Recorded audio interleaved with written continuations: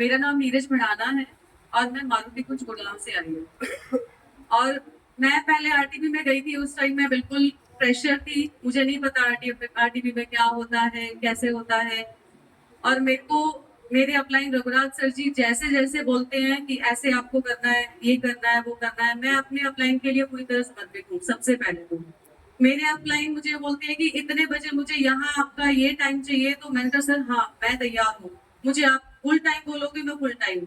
इससे पहले मैं स्कूल में जॉब कर रही थी और बहुत बड़ा स्ट्रगल था मेरे लिए, क्योंकि मेरे हस्बैंड आर्मी में है और अपना पूरा परिवार, अपना घर बाहर सब मैं देखती हूँ। वो तो सिर्फ कॉल पे पूछते हैं कि आज क्या हुआ, कर लोगे? मैंने कहा हाँ मैं कर लूंगी। ये बिजनेस भी पहले मैंने उनको ही समझवाया था। उसके बाद जब उन्होंने बोला, मेरा मन था मैं करूं, बट मेरा था कि पहले मैं अपने हस्बैंड को इसके बारे में पूरा समझाऊं। तो सर ने बोला मैं आपके हस्बैंड से मिल सकता हूँ? मैंने कहा हाँ जी सर, 10 दिन की छुट्टी पे आएंगे तो मैं आपको जरूर मिलाऊंगी। तो उन्होंने सर के साथ मीटिंग हुई इनकी, तो बहुत अच्छा लगा। तो और मेरे से यही बोला कि मेरे को पता है आप हर फील्ड में बहुत कुछ कर सकते हो, चाहे मैं ना करूं, पर उन्होंने मुझे इतनी बड़ी ताकत दी कि नीरज तुम, ऐसा कोई काम ही नहीं है जो तुम नहीं कर सकते। और सबके लिए यही चैलेंज है कि ऐसा कोई काम नहीं है जो हम नहीं कर सकते अगर हम दिल से ठानेंगे तो मैंने भी यही सोचा कि मैं भी कोई एक बहुत बड़े परिवार से नहीं हूँ, हम भी एक मीडियम फैमिली से है जहाँ पे बहुत सारी बाउंडेशंस होती है एक लेडीज के लिए, एक बेटी के लिए। क्योंकि हमें घर से निकलने से पहले अपने 100 सवाल हमारे माइंड में होते हैं और 200 सवाल हमारे परिवार के होते हैं। कहाँ जा रहे हो, किसके साथ जा रहे हो, कितने बजे तक आओगे, कितनी सारी फोन कॉल्स आती है कि जिनका हमें जवाब देना होता है।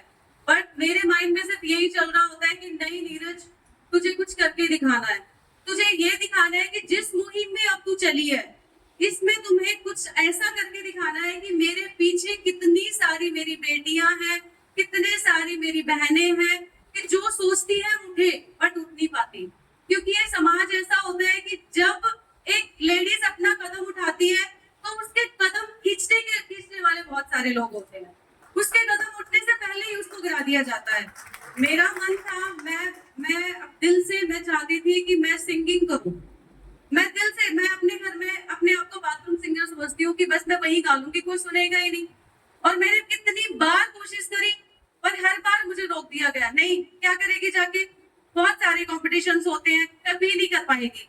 तो यही सुनता था और यहाँ पे मैं सुनती हूँ नहीं करो, आप कर सकते हो, करो आप कर सकते हो। तो ये एक जज्बा है, जुनून जो मेरे अंदर पैदा हुआ है, वो आरसीएम से पैदा हुआ है। था पहले पर किसी को दिखा नहीं पाती थी, था पहले कि मैं अपने अंदर की फीलिंग्स को जाहिर करूं, बताऊं। ये सिर्फ आरसीएम से हुआ है क्योंकि मैं भी सोचती थी कि मेरे को कोई सुने।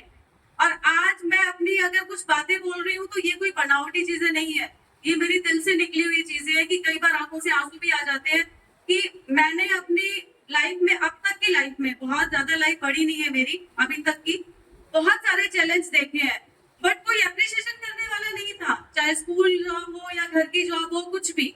बट यहाँ पे क्या है कि आप छोटे छोटे अचीवमेंट मिलती है ना आपको, तो आपको अप्रिशिएट बहुत किया जाता है।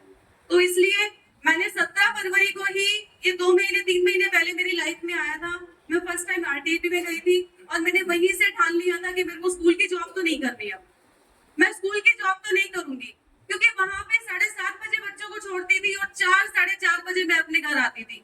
उससे पहले बच्चे क्या कर रहे हैं क्या नहीं कर रहे, क्योंकि उनको देखने वाली सिर्फ मैं अकेली थी। मेरे हस्बैंड भी सिर्फ कॉल पे ही पूछ सकते, कई बार ऐसा होता है कि कॉल भी नहीं कर पाते 10-10 दिन। बट उस टाइम मुझे कैसे सर्वाइव करना है वो मुझे पता है। आज मैं स्कूल को छोड़ के, स्कूल की जॉब को छोड़ के फुल टाइम आरसीएम में हूँ और मैं ईगल के विन के लिए मैं कोशिश कर रही हूँ कि नेक्स्ट टाइम मैं ईगल की विन पे लेके और मैं यही हूँ। Thank you.